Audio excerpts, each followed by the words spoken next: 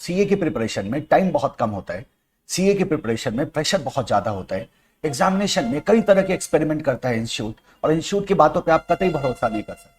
किसी भी बच्चे के लिए कुछ चीजों को समझना बहुत ही जरूरी है, और आज के इस वीडियो में मैं आपसे बहुत ही इंपॉर्टेंट बात डिस्कस करने जा रहा हूं। ध्यान से सुनना और निश्चित रूप से इस कॉन्सेप्ट को फॉलो कर। मेरे 12 साल के एक्सपीरियंस का, टीचिंग एक्सपीरियंस का ये निचोड़ है। मैं हमेशा आप लोगों को क्लास में कहता हूं, और आज मैं चाहता हूं कि आप इस बात को ध्यान से सुनो और पूरी बात सुनना, अंत तक सुनना। जब हम बात करते हैं हमारे एग्जाम की प्रिपरेशन की, जब हम बात करते हैं हमारे पढ़ाई, तो हमें हमेशा बचना चाहिए 3 चीजों से। इसको मैं बहुत ही सिंपल वे में कहता हूं कि we do not be sad, और we should refrain from sad. Sad का मतलब क्या है? देखो वाले, बहुत सिंपल सी बात है कि सीए की प्रिपरेशन में टाइम बहुत कम होता है। सीए की प्रिपरेशन में प्रेशर बहुत ज्यादा होता है। एग्जामिनेशन में कई तरह के एक्सपेरिमेंट करता है इंस्टीट्यूट, और इंस्टीट्यूट की बातों पे आप कतई भरोसा नहीं कर सकते। इंस्टीट्यूट के बात पे भरोसा करके आप अपनी तैयारी नहीं कर सकते, ये बहुत बड़ा सत्य है। तो ऐसे सिचुएशन में बहुत जरूरी है कि कुछ चीजों को लेकर आप बहुत ही स्ट्रिक्ट रहो, कुछ चीजों को लेकर आप बहुत ही डिसाइसिव रहो, बहुत ही क्लियर रहो, किसी भी तरह का कंफ्यूजन आप ना पालो। और उसमें ये जो है ना, सैड सिंड्रोम, मैं इसको कहता हूं, हर एक बच्चे को सैड सिंड्रोम से बचना चाहिए, चाहे आप सीए इंटर लेवल पे हो, चाहे सीए फाइनल लेवल। सैड का यहां मतलब क्या है वाला? बहुत सिंपल सी बात है। Here S stands for selection, A stands for analysis and D stands for discussion. ये मैंने आपके लिए लिख के रखा है पहले से, अब ध्यान से सुनना मेरी बात। सिलेक्शन, एनालिसिस और डिस्कशन, तीनों से बचना चाहिए, और इसका मीनिंग समझो अच्छी तरह से। सिलेक्शन, एनालिसिस और डिस्कशन, इन तीनों से बचना चाहिए, क्योंकि अगर आप इन तीनों के ट्रैप में आते हो तो उस कंडीशन में रिजल्ट लाना बहुत ही मुश्किल हो जाएगा।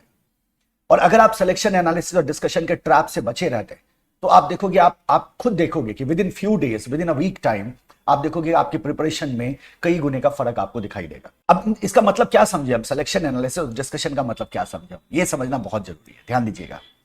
अगर हम बात करते हैं सिलेक्शन का वाला, तो सिलेक्शन का क्या मतलब है यहां? सीधा सीधा सबसे पहली बात तो यह है कि जो अक्सर बच्चे करते हैं, निश्चित रूप से आप करते होंगे, आपके आसपास के बच्चे करते होंगे, अगर आप नहीं भी करते हो तो आपकी यह भी जिम्मेदारी है कि आप इस बात को अपने दोस्तों को भी समझाओ। जब हम सिलेक्शन की बात करते हैं, तो पहला सिलेक्शन और पहली चीज जिसके लिए बच्चे बहुत ही ज्यादा, आप कह सकते हैं कि सोच में रहते हैं, बहुत ही ज्यादा एफर्ट लगाते हैं, वो है परफेक्ट रिसोर्स।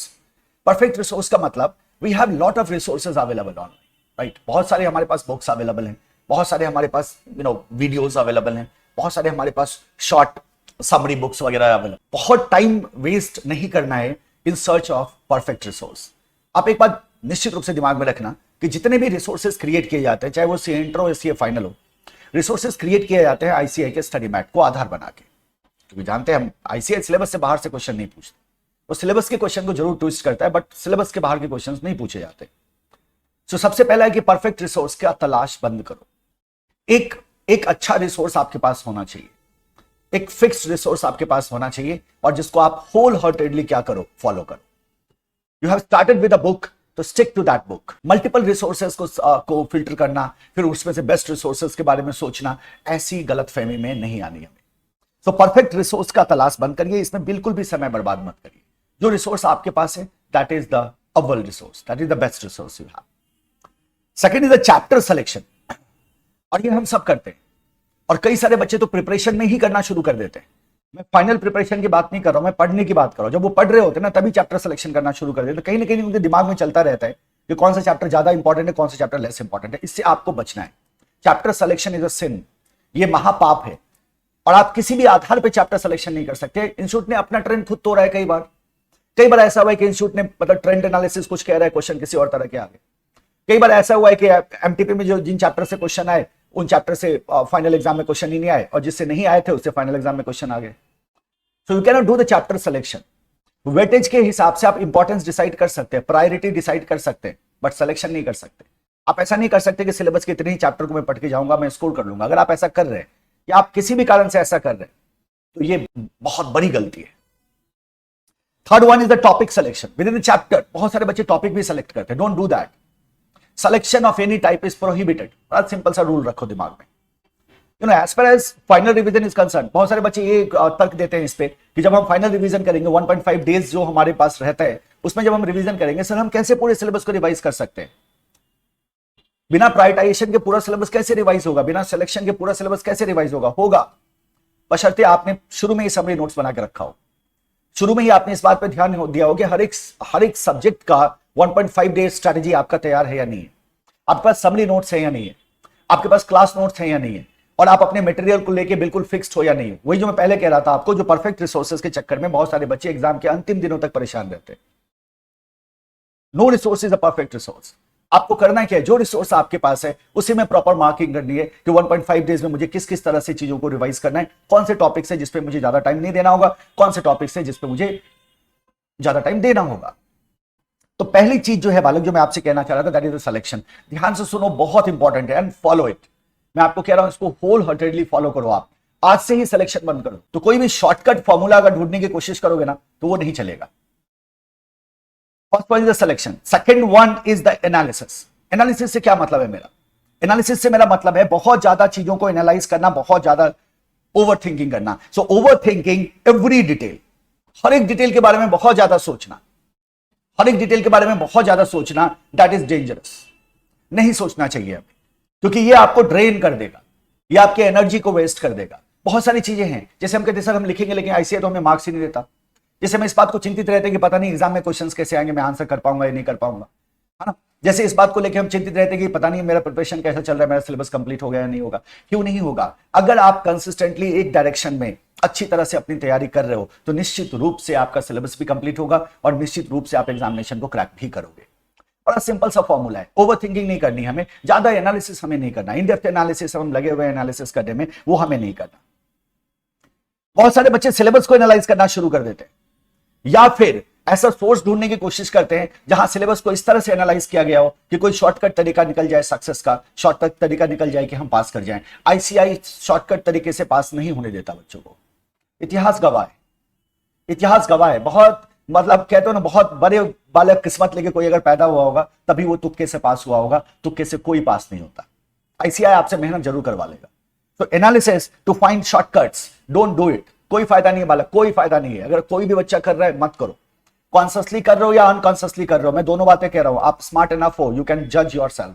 ये क्या कभी ऐसा हुआ है कि आपने शॉर्टकट तलाशने की कोशिश करी किसी सब्जेक्ट को लेके या किसी टॉपिक को लेके या किसी चैप्टर को लेके? डोंट डू दैट, मत करो ऐसा। एनालाइजिंग टू लीव टॉपिक्स, ये भी बड़ा डेंजरस काम है, एनालाइज करना ताकि हम कुछ टॉपिक्स को क्या कर दे, छोड़ दे। ऐसा बिल्कुल नहीं करना चाहिए। आप किस आधार पर एनालाइज करके टॉपिक्स को छोड़ोगे? अगर सिलेबस में वो टॉपिक है तो उस पर क्वेश्चंस आ सकते हैं, पॉसिबिलिटी है या नहीं? आप खुद बताओ मुझे, क्या इस बात की पॉसिबिलिटी है कि सिलेबस में अगर टॉपिक है तो क्वेश्चन आ सकते हैं? जवाब है हाँ। तो आप टॉपिक नहीं छोड़ सकते। और ऐसा हुआ है कि जो टॉपिक छोड़ोगे उसी से क्वेश्चन आ जाएगा, जो टॉपिक आप लीव करके जाओगे उसी से आपको एग्जामिनेशन में क्वेश्चन दिखेगा। ऐसा होता है बच्चों के साथ। सो कोई भी टॉपिक हमें नहीं छोड़ना, इसके लिए हमें एनालिसिस नहीं करनी, शॉर्टकट फाइंड आउट करने के लिए हमें एनालिसिस नहीं करनी, हमें ओवर थिंक नहीं करना है बहुत सारी डिटेल्स को। हमें बस एक कंसिस्टेंट एफर्ट लगाना है कि हमारा सिलेबस है, हमारे रिसोर्सेज डिसाइडेड है, अब उस रिसोर्सेज को लेके हम आगे बढ़े। उस पर हमें बहुत ज्यादा डिस्कशन नहीं चाहिए और मैं बस एक डायरेक्शन में आगे बढ़ रहा हूं, कंसिस्टेंटली मैं मेहनत कर रहा हूं और एक एक चैप्टर मैं कवर करता हुआ चल रहा हूं अपने पूरे सिलेबस को। वेटेज अगर चैप्टर के अलग अलग हैं तो अकॉर्डिंगली मेरी प्रायोरिटी होगी, सिलेक्शन नहीं होगा। अकॉर्डिंगली मेरी प्रायोरिटी होगी, सिलेक्शन नहीं होगा। अभी मैंने आपके एसएम का सिलेबस कंप्लीट कराया रिवीजन का, आप नोटिस करो, आप जाके देखो उन लेक्चर्स को, you will find that we have covered entire chapter. 3 घंटे 4 घंटे में आपका पूरा चैप्टर हो जा रहा है, वो भी पूरी डिटेल के साथ, वो भी बिना किसी टॉपिक को छोड़े हुए। तो 5 चैप्टर हैं तो टोटल आपके 15 घंटे में आपका पांचों का पांचों चैप्टर कंप्लीट हो सकता है। डिटेल्ड रिवीजन मैं बात कर रहा हूं, इसीलिए कोई भी टॉपिक छोड़ने की जरूरत नहीं है। आप किसी भी सब्जेक्ट में चले जाओ, आप एफएम में बात करो, आप एएफएम में बात करो, मैं उस चैप्टर की बात, उस सब्जेक्ट की बात कर रहा हूं जो मैं पढ़ाता हूं।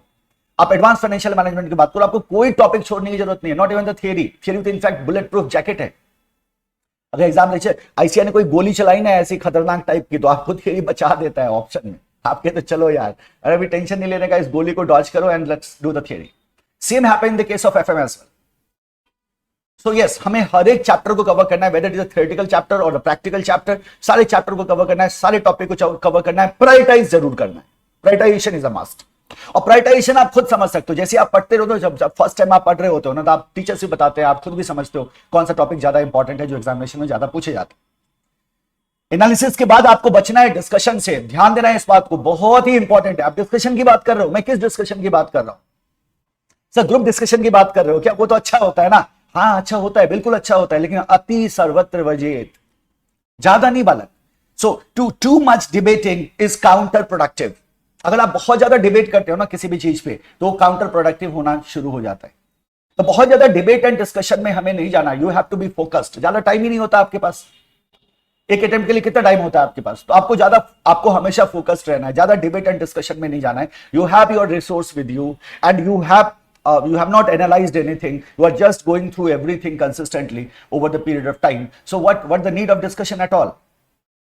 So discussions होने चाहिए टॉपिक्स पे, चैप्टर्स पे, कॉन्सेप्ट्स पे, इस पे आप डिस्कशन करो। But over discussion is counter productive. मैं फिर कह रहा हूं, डिस्कशन ऑन कंपेरिजन पे कभी डिस्कशन मत करो। What is good and what is bad, don't do it. कोई फायदा नहीं है। आपके डिस्कशन से क्या फर्क पड़ने वाला है? और किसी भी चीज के कंपैरिजन की मैं बात कर रहा हूं, अटेम्प्ट्स के कंपैरिजन की मैं बात कर रहा हूं डिफरेंट चीजें। कोई बच्चा बहुत अच्छा कर गया, मैं नहीं कर पाया, और हम अपने आप को दूसरे से कंपैरिजन कर रहे हैं। या हम लोग 4 दोस्त बैठे हुए हैं और हम चारों एक दूसरे को आपस में कंपैरिजन कर रहे हैं, तेरा क्या, है ना, वो तो इतने अच्छे से पास कर गया, तू क्यों नहीं कर पाया। ये सब नहीं करना है। ये कहीं ना कहीं मोरल को हिट करता है और ये कहीं ना कहीं आपको अंदर से कमजोर कर देगा। तो आपको बिल्कुल इसमें पार्टिसिपेट नहीं करना। अगर कहीं इस तरह की बातें हो भी रही है तो उठ के चले जाओ वहां से। Refrain from sad. ये सैड सिंड्रोम जो है ना, ये बहुत ही डेंजरस है। और ये सैड सिंड्रोम ऐसा सिंड्रोम है जो छुपा रहता है। प्रॉब्लम ये है मेजॉरिटी ऑफ बच्चों को समझ भी नहीं आता है कि actually they are trying to do selection analysis and discussion, और हमें इससे बचना है। राइट? हमें कंसिस्टेंटली एक डायरेक्शन में काम करना है। हमें कंसिस्टेंटली एफर्ट लगाते रहना है। हमें कंसिस्टेंटली अपने सिलेबस को chapter by chapter, topic by topic cover करते हुए जाना। अगर आप इसको फॉलो कर पाते हो ना बालक, से नो टू सैड सिंड्रोम, है ना, नहीं, इसमें हमें नहीं जाना। We don't have to get into that. तो हमारा फोकस पूरी तरह से होना चाहिए सीसी पे। What the CC is? This is concept and content. हमें कॉन्सेप्ट एंड कंटेंट पे कंसंट्रेट करके रखना है। प्रैक्टिकल चीज है तो कॉन्सेप्ट हमारे लिए एकदम सब कुछ है। कॉन्सेप्ट समझा, प्रैक्टिस किया, कॉन्सेप्ट समझा, प्रैक्टिस किया क्वेश्चंस का। और अगर थियोरेटिकल चीज है तो हम अपने कंटेंट एंड कॉन्सेप्ट पे ध्यान देंगे कि थियोरेटिकल चीज क्या है, टॉपिक को हम समझे, और साथ ही साथ उसका कंटेंट हम एग्जाम में कैसे लिखेंगे उस पर हम काम करें। आइडिया बहुत सिंपल है। We have to focus on the concept and content and that's it. And trust me, success will be yours. कोई नहीं छीन पाएगा आपसे सक्सेस। तीनों चीजों से बचो बालक। सिलेक्शन से बचो, एनालिसिस से बचो, डिस्कशन से बचो। फोकस्ड हो जाओ अपने एग्जाम को लेके, अपनी पढ़ाई को लेके, अपने प्रिपरेशन को लेके, and trust me, nothing will stop you. मैं उम्मीद करता हूं कि आप उसको निश्चित रूप से फॉलो करोगे। और किसी भी तरह का क्वेरी हो, किसी भी तरह का दिमाग में बात आए, कुछ पूछना चाहो, आपको किसी भी तरह के गाइडेंस की जरूरत हो, काउंसलिंग की जरूरत हो, I am always available. Just connect to me. Thank you everyone. Bye bye, take care, keep working hard, keep shining.